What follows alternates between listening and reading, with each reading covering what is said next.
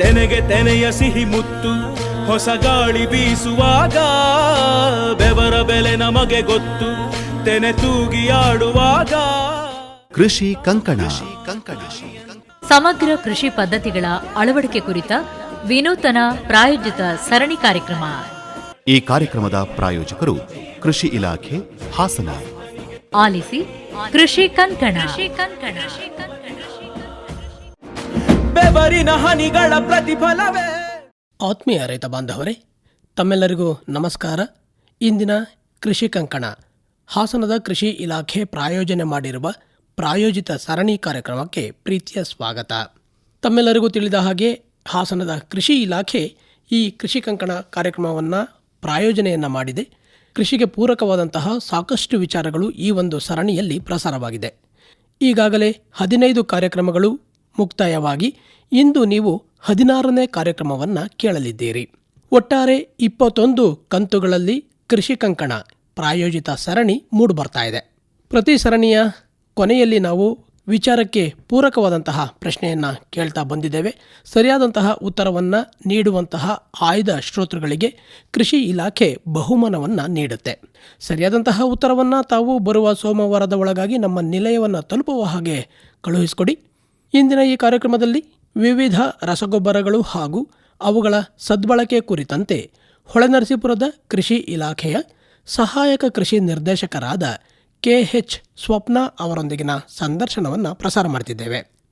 ಈ ಕಾರ್ಯಕ್ರಮದಲ್ಲಿ ರಾಸಾಯನಿಕ ಗೊಬ್ಬರಗಳು ಅಂತಂದರೆ ಏನು, ಅವುಗಳನ್ನು ನಾವು ಯಾವ ರೀತಿ ಸದ್ಬಳಕೆಯನ್ನು ಮಾಡಿಕೊಳ್ಬೇಕು, ಈ ರಾಸಾಯನಿಕ ಗೊಬ್ಬರಗಳಲ್ಲಿ ಏನೆಲ್ಲ ಪೋಷಕಾಂಶಗಳು ಇರುತ್ತೆ, ಯಾವೆಲ್ಲ ಬೆಳೆಗೆ ಎಷ್ಟು ಪೋಷಕಾಂಶಗಳನ್ನು ನಾವು ನೀಡಬೇಕು ಅನ್ನುವ ವಿಚಾರಗಳು ಇಂದಿನ ಈ ಕಾರ್ಯಕ್ರಮದಲ್ಲಿ ಮೂಡಿಬರುತ್ತೆ.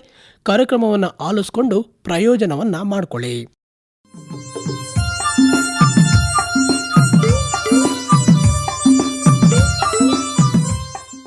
ಆತ್ಮೀಯ ಕೇಳುಗರೆ, ತಮ್ಮೆಲ್ಲರಿಗೂ ನಮಸ್ಕಾರ.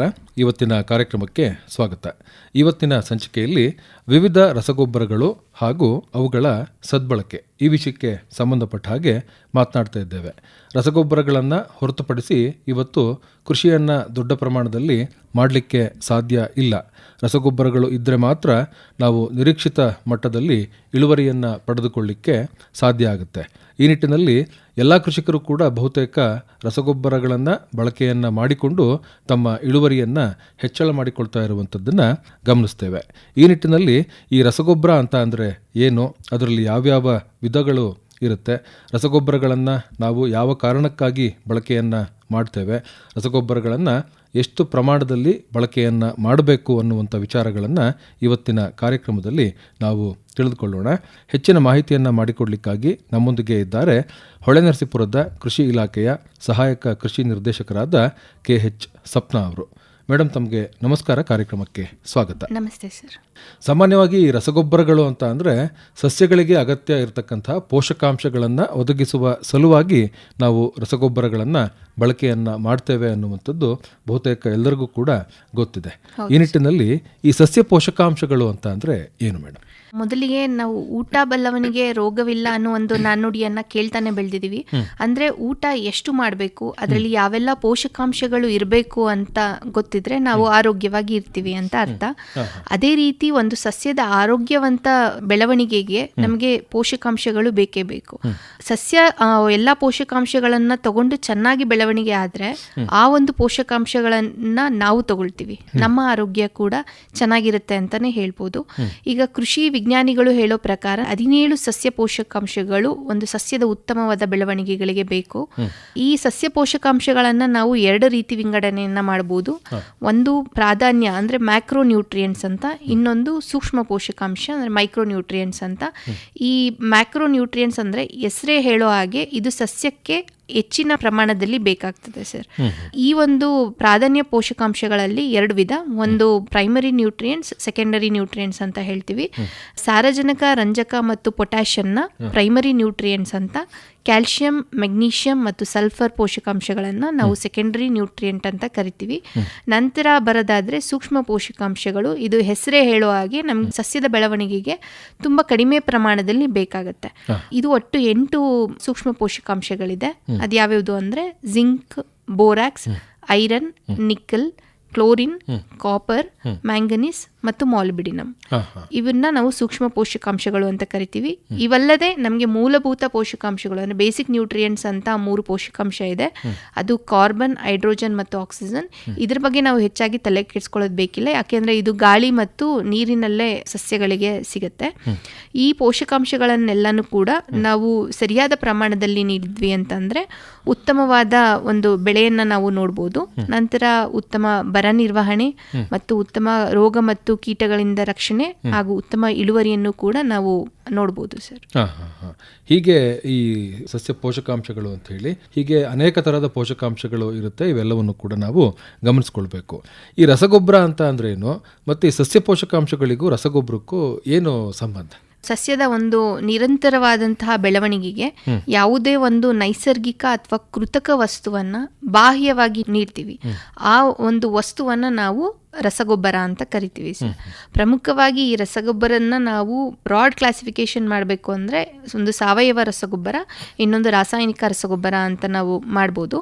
ಸಾವಯವ ರಸಗೊಬ್ಬರ ಅಂದರೆ ಇದು ಪ್ರಾಣಿಜನ್ಯ ಅಥವಾ ಸಸ್ಯಜನ್ಯ ಆಗಿರುತ್ತೆ. ಅಂದರೆ ಉದಾಹರಣೆಗೆ ಕಾಂಪೋಸ್ಟ್ ಆಗಿರ್ಬೋದು, ಕೊಟ್ಟಿಗೆ ಗೊಬ್ಬರ ಅಥವಾ ಎರೆಹುಳ ಗೊಬ್ಬರ, ನಂತರ ಹಸಿರೆಲೆ ಗೊಬ್ಬರಗಳನ್ನ ನಾವು ಸಾವಯವ ಗೊಬ್ಬರದ ಅಡಿಯಲ್ಲಿ ನಾವು ನೋಡ್ಬೋದು. ಈ ಸಾವಯವ ಗೊಬ್ಬರಗಳನ್ನ ನಾವು ಪ್ರಮುಖವಾಗಿ ಬಳಕೆ ಮಾಡೋದು ಈ ದಿನಗಳಲ್ಲಿ ಕಡಿಮೆ ಆಗಿದೆ ಸರ್. ಆದರೆ ಸಾವಯವ ಗೊಬ್ಬರಗಳನ್ನ ರೈತರು ಖಂಡಿತವಾಗಿಯೂ ಬಳಕೆ ಮಾಡಲೇಬೇಕು. ಯಾಕೆ ಅಂದ್ರೆ ಈ ಸಾವಯವ ಗೊಬ್ಬರಗಳಿಂದ ನಮ್ಮ ಭೂಮಿಗೆ ಒಂದು ಸಾವಯವ ಅಂಶ ಆಡ್ ಆಗುತ್ತೆ.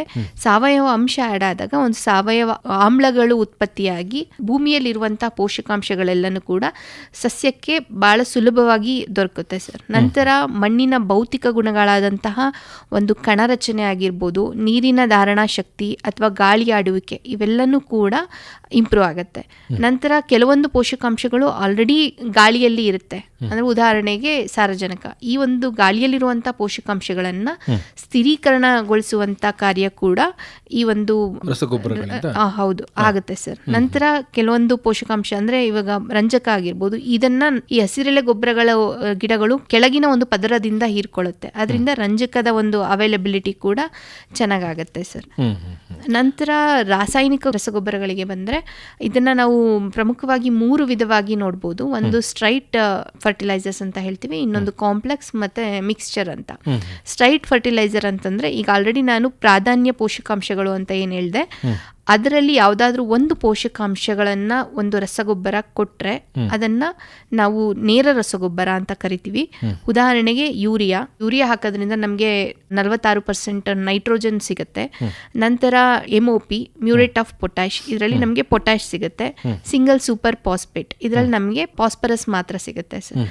ನಂತರ ಬಂದ್ರೆ ಕಾಂಪ್ಲೆಕ್ಸ್ ಅಂತಂದ್ರೆ ಇದರಲ್ಲಿ ಒಂದಕ್ಕಿಂತ ಹೆಚ್ಚು ಪ್ರೈಮರಿ ನ್ಯೂಟ್ರಿಯೆಂಟ್ಸ್ ಇರುತ್ತೆ. ಅಂದ್ರೆ ವೆದರ್ ಸಾರಜನಕ ರಂಜಕ ಆಗಿರ್ಬೋದು, ಸಾರಜನಕ ರಂಜಕ ಪೊಟ್ಯಾಶ್ ಆಗಿರ್ಬೋದು, ಈ ತರ ಒಂದು ಕಾಂಬಿನೇಷನ್ ಇರುತ್ತೆ. ಉದಾಹರಣೆಗೆ ಹೇಳೋದಾದ್ರೆ 10-26-26 ಅಥವಾ DAP ರಸಗೊಬ್ಬರ ಇವೆಲ್ಲನ್ನ ಕೂಡ ನಾವು ಕಾಂಪ್ಲೆಕ್ಸ್ ಅಂತ ಕರಿತೀವಿ. ನಂತರ ಮಿಕ್ಸ್ಚರ್ಸಿಗೆ ಬಂದ್ರೆ, ಮಿಕ್ಸ್ಚರ್ಸ್ ಅಂತಂದ್ರೆ ಇದು ಫಿಸಿಕಲ್ ಆಗಿ 1 ಅಥವಾ 2 ನ್ಯೂಟ್ರಿಯೆಂಟ್ಸ್ ಬೆಳೆಗೆ ತಕ್ಕಂತೆ ಮಿಕ್ಸ್ ಮಾಡಿಕೊಂಡು ಮ್ಯಾನುಫ್ಯಾಕ್ಚರ್ ಮಾಡಿರ್ತಾರೆ. ಅದನ್ನ ನಾವು ಮಿಕ್ಸ್ಚರ್ಸ್ ಅಂತ ಕರಿತೀವಿ. ಈ ಪ್ರಧಾನ ಪೋಷಕಾಂಶಗಳು ಯಾಕೆ ಬೇಕು ಮತ್ತೆ ಯಾವೆಲ್ಲ ಮೂಲಗಳಿಂದ ಇದನ್ನು ನಾವು ಒದಗಿಸಬಹುದು? ಪ್ರಮುಖವಾಗಿ ಮೊದಲನೇದಾಗಿ ಹೇಳಬೇಕು ಅಂತಂದ್ರೆ ಸಾರಜನಕ. ಈ ಸಾರಜನಕ ಸಸ್ಯಗಳಿಗೆ ಮಣ್ಣಿನಲ್ಲಿ ಸಿಗುತ್ತೆ, ನಂತರ ಗಾಳಿಯಲ್ಲಿ ಸಿಗುತ್ತೆ. ಸಾರಜನಕದ ಒಂದು ಕೆಲಸ ಏನು ಅಂತಂದ್ರೆ ಇದು ಸಸ್ಯಕ ಬೆಳವಣಿಗೆ ಅಂದ್ರೆ ವೆಜಿಟೇಟಿವ್ ಗ್ರೋತ್ ಅಂತ ಏನ್ ಹೇಳ್ತೀವಿ. ಅಂದ್ರೆ ಭೂಮಿಯ ಮೇಲ್ಭಾಗದ ಸಸ್ಯದ ಬೆಳವಣಿಗೆ, ಉದಾಹರಣೆ ಕಾಂಡ ಬೆಳವಣಿಗೆ ಆಗಿರ್ಬೋದು, ಎಲೆ ಬೆಳವಣಿಗೆಗಳಾಗಿರ್ಬೋದು, ಇದಕ್ಕೆ ಬೇಕಾಗತ್ತೆ ಸರ್. ನಂತರ ಸಸ್ಯದ ಒಂದು ನಿರಂತರವಾದ ಬೆಳವಣಿಗೆಗೆ ಬೇಕಾದಂತಹ ಎನ್ಸೈಮ್ಸ್, ಪ್ರೋಟೀನ್ ಆಗಿರ್ಬೋದು, ಅಮೈನೋ ಆಸಿಡ್ಸ್ ಇವೆಲ್ಲನೂ ಕೂಡ ಈ ಸಾರಜನಕದ ಮೂಲಕ ಆಗುತ್ತೆ. ಮತ್ತೆ ಪ್ರಮುಖವಾಗಿ ಪತ್ರಹರಿತು ಒಂದು ಬೆಳವಣಿಗೆ ಆಗೋದಿಕ್ಕೆ ಸಾರಜನಕ ಬೇಕೇ ಬೇಕು. ಅಂದ್ರೆ ಕ್ಲೋರೋಫಿಲ್ ಇದು ಹಾಕಿದ 2-3 ದಿನದೊಳಗಡೆ ನಮಗೆ ಒಂದು ಎಫೆಕ್ಟ್ ಗೊತ್ತಾಗುತ್ತೆ. ಇದೇ ಕಾರಣದಿಂದ ರೈತರು ಹೆಚ್ಚಾಗಿ ಯೂರಿಯಾ ಗೊಬ್ಬರವನ್ನ ಬಳಕೆ ಮಾಡ್ತಾ ಇದ್ದಾರೆ. ನಂತರ ಈ ಭಾರತದಲ್ಲಿ ನಾವು ಏನು ರಸಗೊಬ್ಬರಗಳನ್ನು ಉಪಯೋಗ ಮಾಡ್ತಿದ್ದೀವಿ ಅದರಲ್ಲಿ ನಾವು 70% ಅಷ್ಟು ರಸಗೊಬ್ಬರಗಳು ಸಾರಜನಕ ರಸಗೊಬ್ಬರಗಳೇ ಆಗಿದೆ. ಯಾಕಂದರೆ ಇಂಡಿಯನ್ ಸಾಯಿಲ್ಸ್ ಆರ್ ಡೆಫಿಸಿಟ್ ಇನ್ ನೈಟ್ರೋಜನ್ ಕಂಟೆಂಟ್ ಅಂತ ನಾವು ಹೇಳ್ತೀವಿ. ನಂತರ ತುಂಬಾ ವಿಧದ ಒಂದು ಸಾರಜನಕ ಒದಗಿಸುವಂತಹ ರಸಗೊಬ್ಬರಗಳಿದೆ. ಅದರಲ್ಲಿ ನಾವು ಯಾವ ಒಂದು ಮಣ್ಣಿಗೆ ನಾವು ಆ ರಸಗೊಬ್ಬರನ ಹಾಕ್ತಾ ಇದೀವಿ, ನಂತರ ಯಾವ ಬೆಳೆಗೆ ಹಾಕ್ತಾ ಇದೀವಿ, ಯಾವ ಸಮಯದಲ್ಲಿ ಹಾಕ್ತಿದೀವಿ ಅನ್ನೋದ್ರ ಬೇಸ್ಡ್ ಆಗಿ ನಾವು ಯಾವ ಒಂದು ಸಾರಜನಕ ರಸಗೊಬ್ಬರವನ್ನ ಹಾಕಬೇಕು ಅನ್ನೋದನ್ನ ಡಿಸೈಡ್ ಮಾಡಬೇಕಾಗತ್ತೆ. ಉದಾಹರಣೆಗೆ ಹೇಳೋದಾದ್ರೆ, ಈಗ ಮಣ್ಣಲ್ಲಿ ಏನಾದ್ರೂ ಅಸಿಡಿಕ್ ನೇಚರ್ ಅಂದ್ರೆ ಮಣ್ಣಿನ ರಸಸಾರ 7ಕ್ಕಿಂತ ಕಡಿಮೆ ಇತ್ತು ಅಂತಂದ್ರೆ ನಾವು ಅಮೋನಿಯಂ ನೈಟ್ರೇಟ್ ರಸಗೊಬ್ಬರವನ್ನ ಬಳಕೆ ಮಾಡಬೇಕಾಗತ್ತೆ. ನಂತರ ಕ್ಷಾರೀಯ ಮಣ್ಣು ಇತ್ತು ಅಂತಂದ್ರೆ ಅಲ್ಲಿ ನಾವು ಅಮೋನಿಯಂ ಸಲ್ಫೇಟ್ ಅಥವಾ ಕ್ಯಾಲ್ಸಿಯಂ ಅಮೋನಿಯಂ ನೈಟ್ರೇಟ್ ಅನ್ನುವ ಒಂದು ರಸಗೊಬ್ಬರವನ್ನ ಬಳಕೆ ಮಾಡಬೇಕಾಗತ್ತೆ. ನಂತರ ಈಗ ಭತ್ತ ಅಥವಾ ಸೆಣಬನ್ನ ಬೆಳಿಬೇಕಾದ್ರೆ ಅಮೋನಿಯಂ ಸಲ್ಫೇಟ್ ಅನ್ನುವ ಒಂದು ರಸಗೊಬ್ಬರ.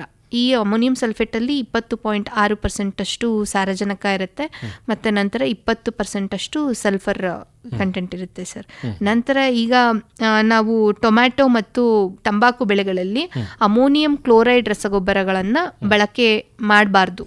ಯಾಕೆ ಅಂದ್ರೆ ಈ ಕ್ಲೋರೈಡ್ ಅಂಶ ಹೆಚ್ಚಾಗೋದ್ರಿಂದ ತಂಬಾಕು ಬೆಳೆಯಲ್ಲಿ ಬರ್ನಿಂಗ್ ಕ್ವಾಲಿಟಿ ಏನ ಹೇಳ್ತೀವಿ ಅದು ಎಫೆಕ್ಟ್ ಆಗುತ್ತೆ.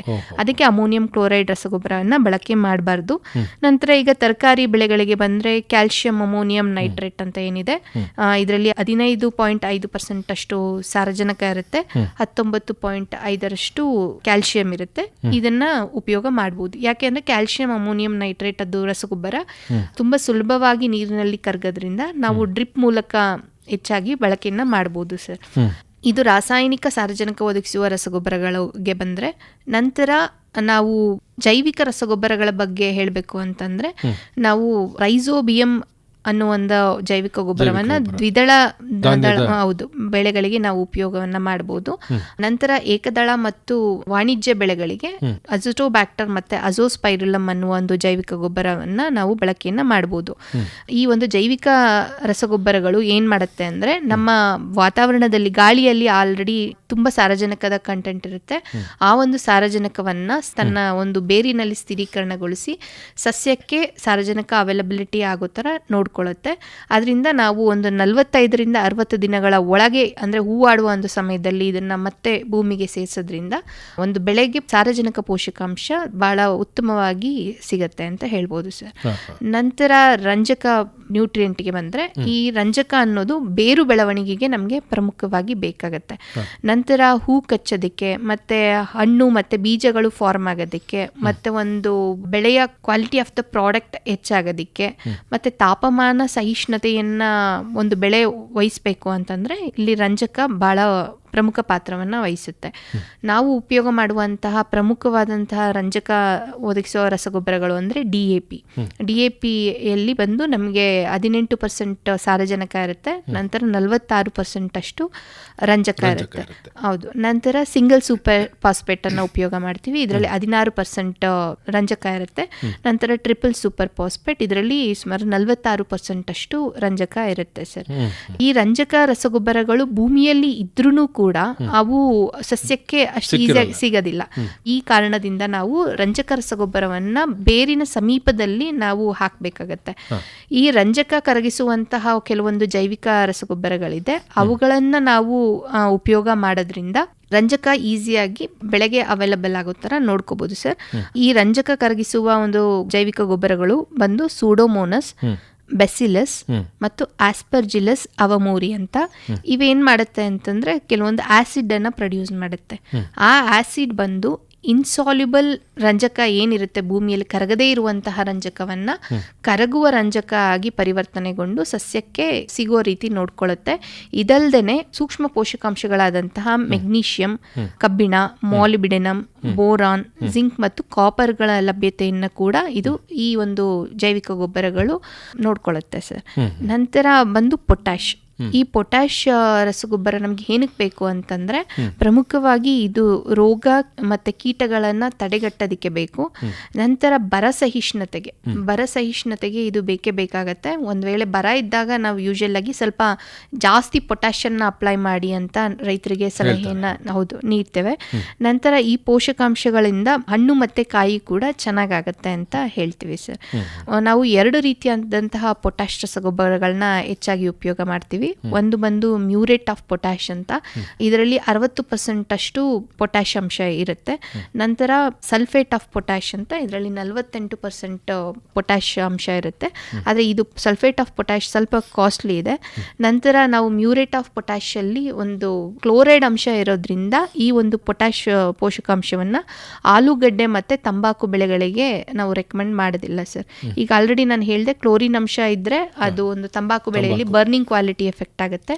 ನಂತರ ಕ್ಲೋರೈಡ್ ಕಂಟೆಂಟ್ ಏನಾದ್ರು ಜಾಸ್ತಿ ಆಯಿತು ಆಲೂಗಡ್ಡೆ ಬೆಳೆಗಳಿಗೆ ಅಂತಂದರೆ ನಾವು ಗಿಡಗಳನ್ನು ನೋಡ್ತೀವಿ, ಮತ್ತು ಅದು ಟ್ಯೂಬರ್ ಅಂತ ಆಲೂಗಡ್ಡೆ ಏನಿದೆ ಅದು ಸೈಜ್ ಚೆನ್ನಾಗಿ ಡೆವಲಪ್ ಆಗೋದಿಲ್ಲ.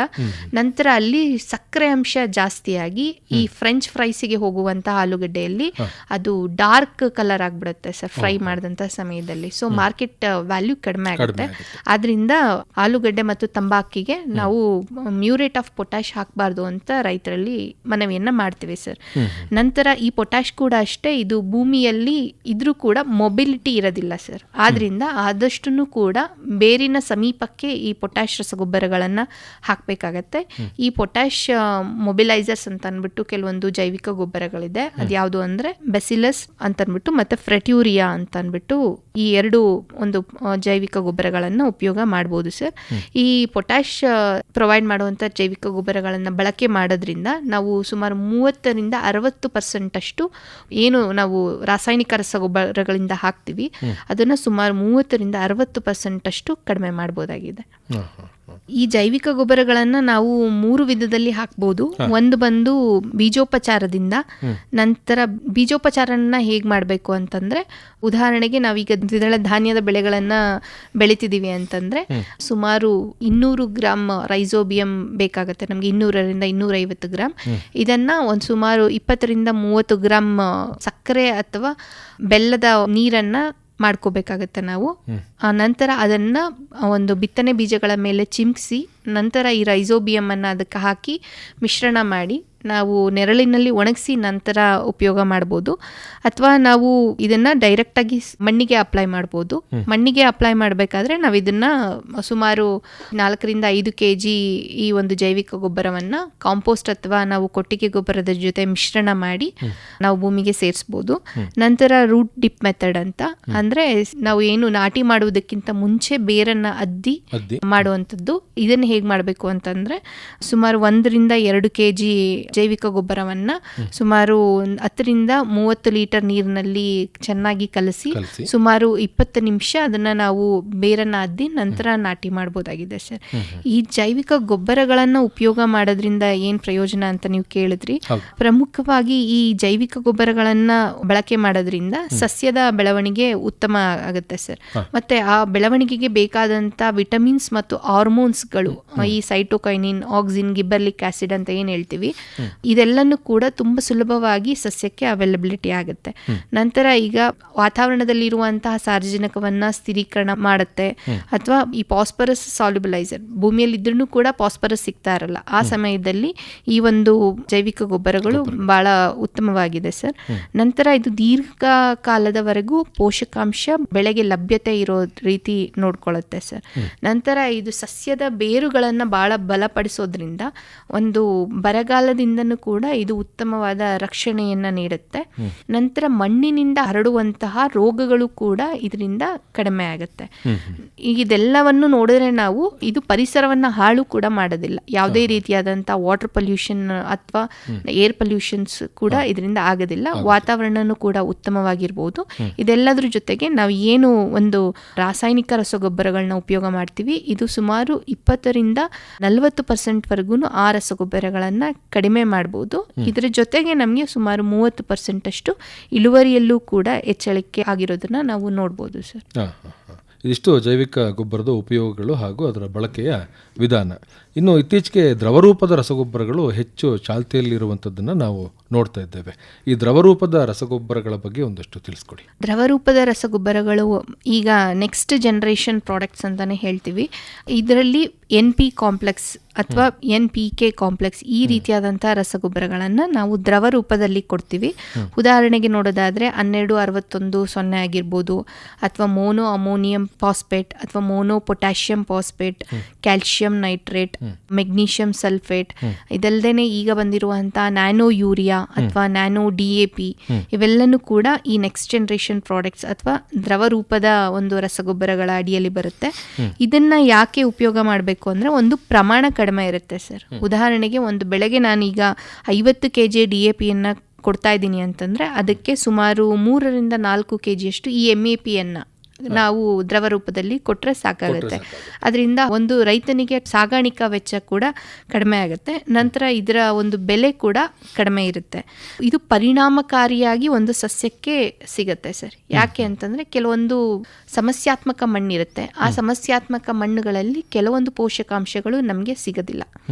ಈ ಒಂದು ದ್ರವ ರೂಪದ ಪೋಷಕಾಂಶಗಳಲ್ಲಿ ಆ ರೀತಿ ಆಗೋದಿಲ್ಲ. ಸೊ ಒಂದು ಪರಿಣಾಮಕಾರಿಯಾಗಿ ಉಪಯೋಗ ಆಗತ್ತೆ ಸರ್.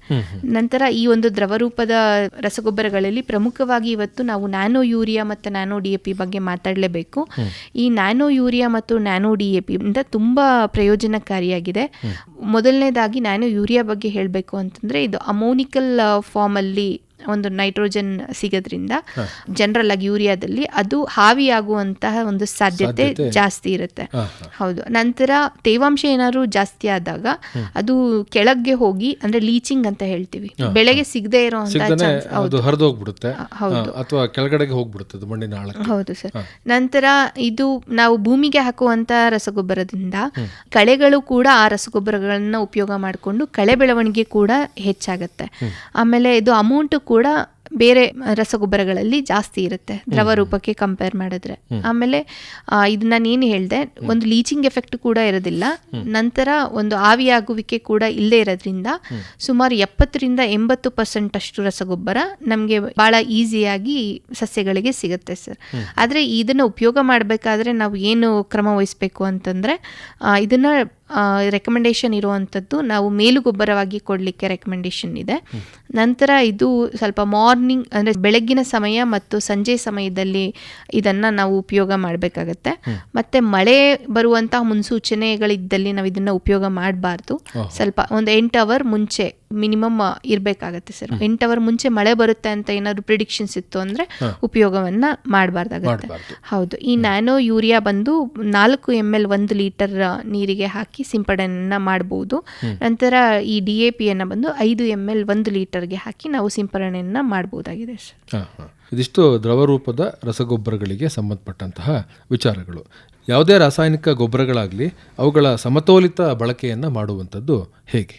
ಸಮತೋಲನ ಬಳಕೆ ಅಂತ ಹೇಳೋದಾದ್ರೆ ಒಂದು ಪ್ರಧಾನ ಮತ್ತು ಈ ಸೂಕ್ಷ್ಮ ಪೋಷಕಾಂಶಗಳನ್ನು ಸೂಕ್ತ ಪ್ರಮಾಣದಲ್ಲಿ ಸೂಕ್ತ ಸಮಯದಲ್ಲಿ ಸೂಕ್ತ ರೀತಿಯಲ್ಲಿ ನಾವು ಮಣ್ಣಿನ ಫಲವತ್ತತೆ ಮತ್ತು ಹವಾಮಾನ ಆಧಾರಿತವಾಗಿ ಕೊಡೋದನ್ನ ನಾವು ಸಮತೋಲನ ಬಳಕೆ ಅಂತ ಹೇಳ್ತೀವಿ.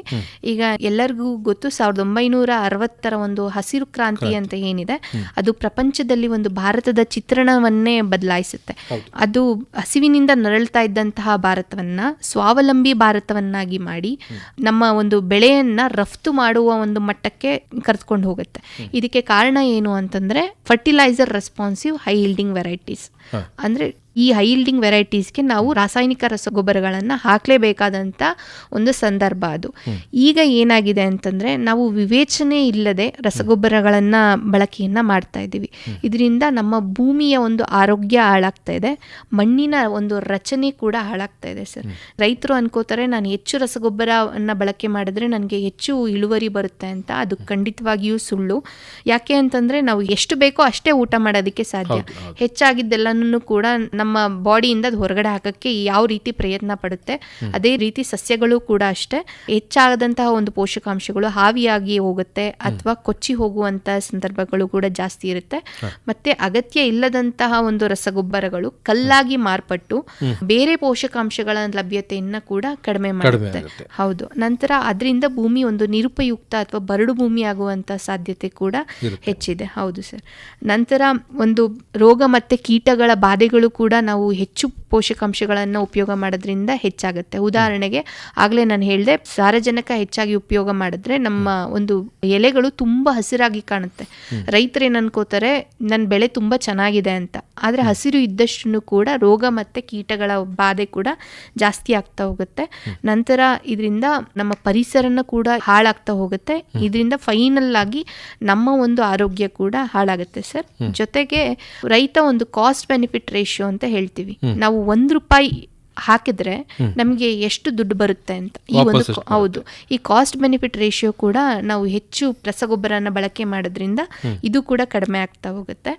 ನಂತರ ಒಂದು ಪ್ರಮುಖವಾಗಿ ಈ ಒಂದು ರಸಗೊಬ್ಬರಗಳು, ಒಂದು ರಸಗೊಬ್ಬರ ಹೆಚ್ಚಾದ್ರೆ ಇನ್ನೊಂದ್ರ ಮೇಲೆ ಆಂಟಗೋನಿಸ್ಟಿಕ್ ಎಫೆಕ್ಟ್ ಅಂತ ಹೇಳ್ತೀವಿ, ಆ ರೀತಿ ಆಗುತ್ತೆ ಸರ್. ಉದಾಹರಣೆಗೆ ನಾವು ಫಾಸ್ಫರಸ್ ರಸಗೊಬ್ಬರವನ್ನ ಹೆಚ್ಚಾಗಿ ಬಳಸಿದಲ್ಲಿ ನಮಗೆ ಕಬ್ಬಿಣ ಮತ್ತೆ ಜಿಂಕ್ ಮತ್ತೆ ಕಾಪರ್ ಪೋಷಕಾಂಶಗಳು ಕಡಿಮೆ ಆಗುತ್ತೆ.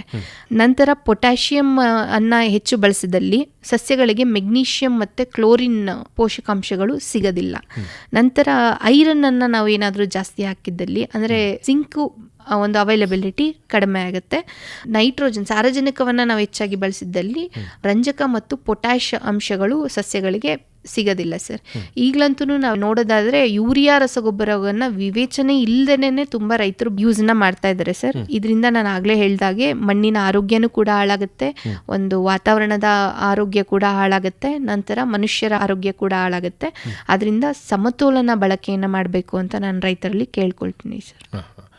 ಆರಂಭದಲ್ಲೇ ನಾನು ಪ್ರಸ್ತಾಪ ಮಾಡುವಾಗ ಹೇಳಿದೆ ಮೇಡಮ್, ರಸಗೊಬ್ಬರಗಳನ್ನು ಹೊರತುಪಡಿಸಿ ಇವತ್ತು ಕೃಷಿಯನ್ನು ಮಾಡಲಾಗದಂಥ ಒಂದು ಸ್ಥಿತಿಯನ್ನು ನಾವು ತಲುಪಿದ್ದೇವೆ.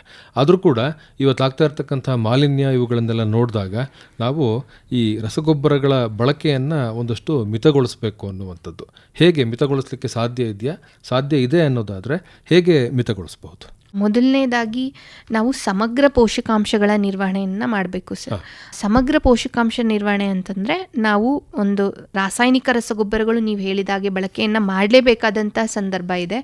ಯಾಕೆಂದರೆ ನಾವು ಈಗ ಯೂಸ್ ಮಾಡ್ತಾ ಇರೋಂತಹ ವೆರೈಟೀಸ್ ಆ ಥರ ಇದ್ದಾವೆ. ನಂತರ ನಾನು ಆಗಲೇ ಹೇಳಿದಾಗೆ ಹಸಿರೆಲೆ ಗೊಬ್ಬರಗಳನ್ನು ಅಥವಾ ನಾವು ಅಂತರ ಬೆಳೆಗಳಾಗಿ ದ್ವಿದಳ ಬೆಳೆಗಳನ್ನು ಕೂಡ ನಾವು ಏಕದಳ ಬೆಳೆ ಧಾನ್ಯಗಳಲ್ಲಿ ದ್ವಿದಳ ಬೆಳೆಗಳನ್ನು ಬೆಳೆಯೋದು ಆಗಿರ್ಬೋದು, ಅಥವಾ ಬೆಳೆ ಪರಿವರ್ತನೆ ಮಾಡೋದಾಗಿರ್ಬೋದು, ಅಥವಾ ಈ ಕಾಂಪೋಸ್ಟ್ ಅಥವಾ ಎರೆಹುಳ ಗೊಬ್ಬರ, ಮಡ್ಡಿ ಗೊಬ್ಬರ, ನಂತರ ಆಗಲೇ ಹೇಳಿದಾಗೆ ಜೈವಿಕ ಗೊಬ್ಬರ, ಇವೆಲ್ಲವನ್ನು ಕೂಡ ನಾವು ಸಮಗ್ರವಾಗಿ ನಿರ್ವಹಣೆ ಮಾಡೋದ್ರಿಂದ ಉತ್ತಮ ಇಳುವರಿಯನ್ನು ಕೂಡ ನಾವು ಪಡಿಬೋದು ಸರ್. ನಂತರ ಈ ರಸಗೊಬ್ಬರಗಳನ್ನು ನಾವು ಎಷ್ಟು ಸ್ಪ್ಲಿಟ್ ಅನ್ನ ಯೂಸ್ ಮಾಡ್ತೀವಿ ಅಷ್ಟು ಒಳ್ಳೆಯದು. ರೈತರು ಏನು ಮಾಡ್ತಾರೆ, ಹೆಚ್ಚಾಗಿ ಎಲ್ಲನೂ ಒಂದೇ ಸಲ ಬಿತ್ತನೆ ಮಾಡ್ಬೇಕಾದ್ರೆ ಹಾಕ್ಬಿಡ್ತಾರೆ, ಅದು ತಪ್ಪು. ಇವರು ಮೇಲುಗೊಬ್ಬರವಾಗಿ ಹಾಕೋದನ್ನ ಬೆಳೆಗಳ ಸಂದಿಗ್ಧ ಸ್ಥಿತಿಗಳು ಅಂತ ಏನು ಹೇಳ್ತೀವಿ, ಆ ಸಮಯದಲ್ಲಿ ತಕ್ಕಂತೆ ಒಂದು ಸ್ಪ್ಲಿಟ್ ಆಗಿ ಯೂಸ್ ಮಾಡೋದ್ರಿಂದ ಕೂಡ ನಾವು ಸಮಗ್ರ ಪೋಷಕಾಂಶ ನಿರ್ವಹಣೆಯನ್ನು ಮಾಡ್ಬೋದು. ನಂತರ ನಾವು ರೈತರಿಗೆ ಹೇಳೋದೇನಂತಂದ್ರೆ, ಮಣ್ಣು ಒಂದು ಪರೀಕ್ಷೆಯ ಆಧಾರಿತವಾಗಿ ನೀವು ರಸಗೊಬ್ಬರಗಳನ್ನ ಬಳಕೆ ಮಾಡಿ ಅಂತ ನಾನು ಕೇಳ್ಕೊಳ್ತೀನಿ. ಈಗಂತೂ ಎಲ್ರಿಗೂ ನೀವು ಮಣ್ಣು ಆರೋಗ್ಯ ಚೀಟಿಯನ್ನು ಕೊಟ್ಟಿದ್ದೀರಿ. ಹೌದು, ಅದರ ಒಂದು ಆಧಾರದ ಮೇಲೆ, ಶಿಫಾರಸಿನ ಮೇಲೆ ರಸಗೊಬ್ಬರಗಳನ್ನು ಬಳಕೆ ಮಾಡುವುದರ ಮೂಲಕ ನಾವು ಈ ರಸಗೊಬ್ಬರಗಳ ಅತಿಯಾದ ಬಳಕೆಯನ್ನು ಒಂದಷ್ಟು ಮಿತಿಯಾಗಿ ಮಾಡಬಹುದು. ರಸಗೊಬ್ಬರಗಳ ಬಳಕೆಗೆ ಸಂಬಂಧಪಟ್ಟ ಹಾಗೆ ಸರ್ಕಾರದಿಂದ ಏನಾದರೂ ಯೋಜನೆಗಳಿದ್ದಾವೆ? ನಮ್ಮ ಕೇಂದ್ರ ಸರ್ಕಾರ ತುಂಬಾ ಒಂದು ಯೋಜನೆಗಳನ್ನ ತಂದಿದೆ. ಮೊದಲನೇದಾಗಿ ಹೇಳಬೇಕು ಅಂತಂದ್ರೆ ನೈಟ್ರೋಜನ್ ಬೇಸ್ಡ್ ಸಬ್ಸಿಡಿ ಅಂತ ಅಂದ್ಬಿಟ್ಟು, ಒಂದೇ ರಸಗೊಬ್ಬರಗಳನ್ನ ಉಪಯೋಗ ಮಾಡಬಾರ್ದು ಅಂತ ನಮ್ಮ ಒಂದು ಏನು ಪ್ರಾಧಾನ್ಯ ಪೋಷಕಾಂಶಗಳಿದೆ ಅದಕ್ಕೆಲ್ಲನೂ ಕೂಡ ನ್ಯೂಟ್ರಿಯೆಂಟ್ ಬೇಸ್ಡ್ ಸಬ್ಸಿಡಿ ಅನ್ನೋ ಒಂದು ಸ್ಕೀಮನ್ನ ಸ್ಟಾರ್ಟ್ ಮಾಡಿದೆ. ಅಂದ್ರೆ ಅದು ರೈತರಿಗೆ ಈಗ ಸುಮಾರು 2025 ಡಿಸೆಂಬರ್ ಒಂದು ರಿಪೋರ್ಟ್ ಅನ್ನ ನಾವು ನೋಡೋದಾದ್ರೆ 2 ಲಕ್ಷ ಕೋಟಿಯಷ್ಟು ನಮ್ಮ ಕೇಂದ್ರ ಸರ್ಕಾರ ಈ ಒಂದು ರಸಗೊಬ್ಬರಗಳಿಗೆ ಸಬ್ಸಿಡಿಯನ್ನು ನೀಡ್ತಾ ಇದೆ ಸರ್. ರೈತರು ಅನ್ಕೊಳ್ತಾರೆ ನನಗೆ ಸಿಗ್ತಾ ಇರೋದು ಈಗ ಯೂರಿಯಾ ಬರೀ $266 ಅಂತ ಅಂದ್ಬಿಟ್ಟು, ಆದರೆ ಸುಮಾರು 90% ಭಾಗವನ್ನು ಸರ್ಕಾರವೇ ಸಬ್ಸಿಡಿಯಾಗಿ, ಇಂಡೈರೆಕ್ಟ್ ಸಬ್ಸಿಡಿ ಅಂತ ಹೇಳ್ತೀವಿ, ಅದನ್ನು ನೀಡ್ತಾ ಇದೆ. ನಂತರ ಸಾಯಿಲ್ ಹೆಲ್ತ್ ಕಾರ್ಡ್ ಸ್ಕೀಮ್ ಅಂತ ಅಂದ್ಬಿಟ್ಟು, ಆಗಲೇ ನಾನು ಹೇಳಿದೆ ಮಣ್ಣು ಪರೀಕ್ಷೆಯ ಆಧಾರದ ಮೇಲೆ ನಾವು ಒಂದು ರಸಗೊಬ್ಬರಗಳನ್ನು ಬಳಕೆ ಮಾಡಬೇಕು ಅಂತ. ಇದು ಸಹ ಡಿಸೆಂಬರ್ 2025 ಅಂತ್ಯದ ಒಂದು ವೇಳೆಗೆ ನೋಡೋದಾದರೆ 25.55 ಕೋಟಿ ಜನ ರೈತರಿಗೆ ಈಗಾಗಲೇ ನಾವು ಸಾಯಿಲ್ ಹೆಲ್ತ್ ಕಾರ್ಡ್ ಅನ್ನ ಇಡೀ ಭಾರತದಲ್ಲಿ ಡಿಸ್ಟ್ರಿಬ್ಯೂಟ್ ಮಾಡಿದ್ದೀವಿ ಸರ್. ನಂತರ ನೀಮ್ ಬೇಸ್ಡ್ ಯೂರಿಯಾ ಎಲ್ಲನೂ ಕೂಡ ನಮಗೆ ನೀಮ್ ಕೋಟೆಡ್ ಆಗಿ ಬರುತ್ತೆ, ಬೇವು ಲೇಪಿತ. ಬೇವು ಲೇಪಿತ. ಹೌದು, ಇದರಿಂದ ಏನಾಗುತ್ತೆ ಅಂತಂದ್ರೆ ನೈಟ್ರೋಜನ್ ಇನ್ಹಿಬಿಷನ್ ಆಗಿ ಇದು ವರ್ಕ್ ಮಾಡುತ್ತೆ. ನಂತರ ಇದು ತುಂಬಾ ನಿಧಾನವಾಗಿ ಬೆಳೆಗೆ ಒಂದು ಸಾರಜನಕವನ್ನ ನೀಡ್ತಾ ಹೋಗುತ್ತೆ. ಇದರಿಂದ ನಾವು ಒಂದು ನೈಟ್ರೋಜನ್ ಯೂಸ್ ಎಫಿಷಿಯನ್ಸಿ ಅಂತ ಏನ್ ಹೇಳ್ತೀವಿ ಅದು ಕೂಡ ಹೆಚ್ಚಾಗುತ್ತೆ ಸರ್. ನಂತರ ಈಗ ರಾಜ್ಯ ಸರ್ಕಾರದ ಒಂದು ಸ್ಕೀಮ್ಗಳನ್ನ ನೋಡೋದಾದ್ರೆ NMNF ಅನ್ನುವ ಯೋಜನೆ, ಅಂದ್ರೆ national mission for natural farming ಅಂತ, ಈ ಇಷ್ಟು ಯೋಜನೆಗಳು ಕೂಡ ಇದೆ ಸರ್. ಈ ಎಲ್ಲ ಯೋಜನೆಗಳು ಇದ್ದಾವೆ. ಇವುಗಳ ಒಂದು ಸೌಲಭ್ಯವನ್ನು ಪಡೆದುಕೊಂಡು ರಸಗೊಬ್ಬರಗಳನ್ನು ಮಿತವಾಗಿ ಹಿತವಾಗಿ ಬಳಕೆ ಮಾಡುವ ಮೂಲಕ ನಮ್ಮ ಕೃಷಿಯನ್ನು ಹಾಗೂ ನಮ್ಮ ಮಣ್ಣು ಹಾಗೂ ಪರಿಸರವನ್ನು ಉಳಿಸಿಕೊಳ್ಳಿಕ್ಕೆ ಸಾಧ್ಯತೆ ಇದೆ. ಶಿಫಾರಸ್ಸಿಗೆ ಅನುಗುಣವಾಗಿ ಹಾಕಿದರೂ ಕೂಡ ತಾವು ಹೇಳಿದಾಗೆ ಅದನ್ನು ಬೇರೆ ಬೇರೆ ಹಂತಗಳಲ್ಲಿ ಸ್ಪ್ಲಿಟ್ ಮಾಡಿ ಕೊಡೋ ಅಂಥದ್ದು ಹೆಚ್ಚು ಸೂಕ್ತ. ಯಾಕೆ ಅಂತ ಹೇಳಿದರೆ ಅದರ ಮೇಲೂ ಕೂಡ ಸಾಕಷ್ಟು ಹಣಕಾಸನ್ನು ನಮ್ಮ ಕೃಷಿಕರು ಹಾಕ್ತಾರೆ. ಹಾಗಾಗಿ ಅದು ಸದ್ಬಳಕೆ ಆಗಬೇಕು. ಅದು ಆವಿಯಾಗಿ ಹೋಗ್ತಕ್ಕಂಥದ್ದು, ಕೊಚ್ಕೊಂಡು ಹೋಗೋ ಅಂಥದ್ದು ಅಥವಾ ಮಣ್ಣಿನಲ್ಲಿ ಸೇರ್ಕೊಂಡು ಆಳಕ್ಕೆ ಇಳಿದು ಹೋಗೋ ಅಂಥದ್ದು, ಈ ತರಹದ ಸಂದರ್ಭಗಳು ಆಗಬಾರ್ದು ಅನ್ನುವಂಥದ್ದು. ಈ ಒಂದು ನಿಟ್ಟಿನಲ್ಲಿ ವಿವಿಧ ರಸಗೊಬ್ಬರಗಳು ಹಾಗೂ ಅವುಗಳ ಸದ್ಬಳಕೆಯ ಬಗ್ಗೆ ಇವತ್ತು ವಿವರವಾದಂಥ ಮಾಹಿತಿಯನ್ನು ಮಾಡಿಕೊಟ್ರಿ. ಈ ರಸಗೊಬ್ಬರಗಳ ಬಗೆಗಿನ ಹೆಚ್ಚಿನ ಮಾಹಿತಿಗಾಗಿ ತಮ್ಮ ಸಂಪರ್ಕ ಸಂಖ್ಯೆಯನ್ನು ನೀಡಬಹುದಾ? 8884009324. ನಿಮ್ಮ ಸಂಪರ್ಕ ಸಂಖ್ಯೆಯನ್ನು ಮತ್ತೊಮ್ಮೆ ಹೇಳಿ. 8884009324. ಒಳ್ಳೆಯದು ಮೇಡಮ್, ತಮಗೆ ಧನ್ಯವಾದಗಳು. ನಮಸ್ಕಾರ. ನಮಸ್ತೆ ಸರ್. ಇದುವರೆಗೆ ವಿವಿಧ ರಸಗೊಬ್ಬರಗಳು ಹಾಗೂ ಅವುಗಳ ಸದ್ಬಳಕೆ ಕುರಿತಂತೆ ಹೊಳೆನರಸೀಪುರದ ಕೃಷಿ ಇಲಾಖೆಯ ಸಹಾಯಕ ಕೃಷಿ ನಿರ್ದೇಶಕರಾದ KH ಸ್ವಪ್ನ ಅವರೊಂದಿಗಿನ ಸಂದರ್ಶನ ಮೂಡಿಬಂತು. ರೈತ ಬಾಂಧವರೇ, ಇದೇ ಸರಣಿಯ ನಮ್ಮ ಮುಂದಿನ ಕಾರ್ಯಕ್ರಮದಲ್ಲಿ ಮಣ್ಣು ನೀರಿನ ಸಂರಕ್ಷಣೆ ಹಾಗೂ ಜಲಾನಯನ ಕಾರ್ಯಕ್ರಮಗಳು ಈ ಕುರಿತಂತೆ ಹಾಸನದ ಕೃಷಿ ಇಲಾಖೆಯ ಜಂಟಿ ಕೃಷಿ ನಿರ್ದೇಶಕರಾದ ಡಾಕ್ಟರ್ P. ರಮೇಶ್ ಕುಮಾರ್ ಅವರೊಂದಿಗಿನ ಸಂದರ್ಶನವನ್ನು ಆಲಿಸಬಹುದು.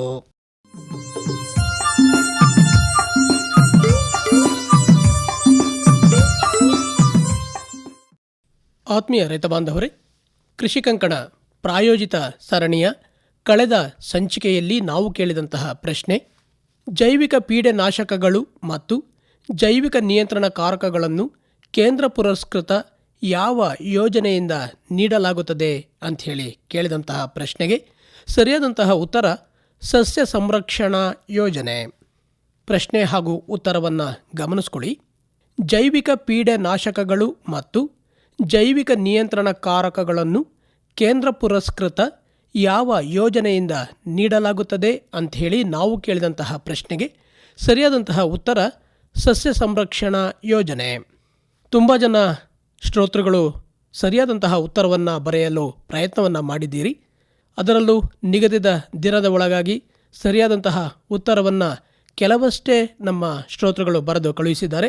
ಅದರಲ್ಲೂ ಪ್ರತಿ ವಾರ ಬರೆಯುವ ಶ್ರೋತೃಗಳೇ ಈ ವಾರವೂ ಕೂಡ ಸರಿಯಾದಂತಹ ಉತ್ತರವನ್ನು ಬರೆದು ಕಳುಹಿಸಿದ್ದೀರಿ. ಸರಿ ಉತ್ತರವನ್ನು ಬರೆದಿರುವ ಶ್ರೋತೃಗಳ ಹೆಸರುಗಳನ್ನು ನೋಡೋಣ.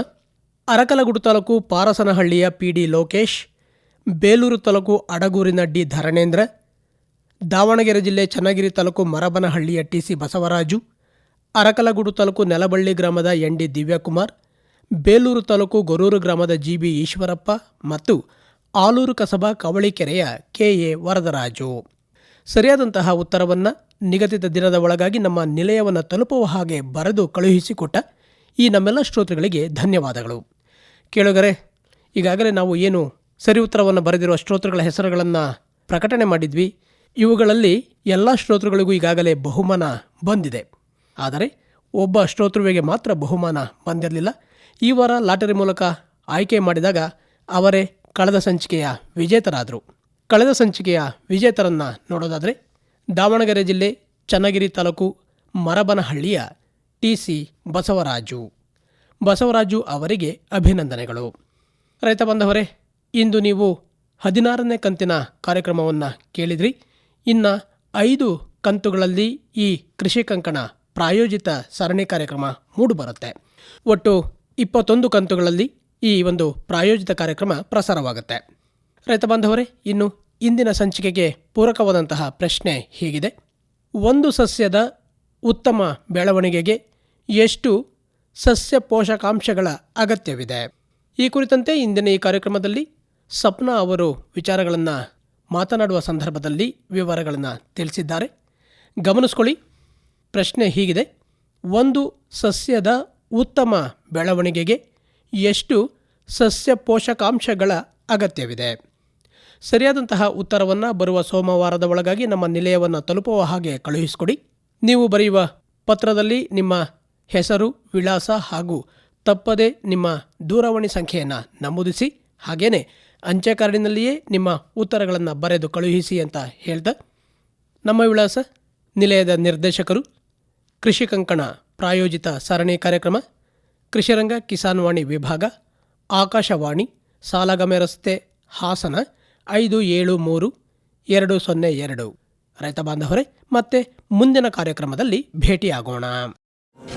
ತೆನೆಗೆ ತೆನೆಯ ಸಿಹಿ ಮುತ್ತು, ಹೊಸ ಗಾಳಿ ಬೀಸುವಾಗ. ಇದುವರೆಗೂ ಸಮಗ್ರ ಕೃಷಿ ಪದ್ಧತಿಗಳ ಅಳವಡಿಕೆ ಕುರಿತ ವಿನೂತನ ಪ್ರಾಯೋಜಿತ ಸರಣಿ ಕಾರ್ಯಕ್ರಮ ಕೃಷಿ ಕಂಕಣ ಕೇಳಿದಿರಿ. ಪ್ರಸ್ತುತಪಡಿಸಿದವರು ಅರಕಲಗೂಡು ವಿ ಮಧುಸೂದನ್. ನೆರವು ಗೋರಾ ರವಿಶಂಕರ್. ಈ ಕಾರ್ಯಕ್ರಮವನ್ನು ಪ್ರಾಯೋಜಿಸಿದ್ದವರು ಕೃಷಿ ಇಲಾಖೆ, ಹಾಸನ. ಬೆವರಿನ ಹನಿಗಳ ಪ್ರತಿಫಲವೇ ಧವಸದ ರಾಶಿ.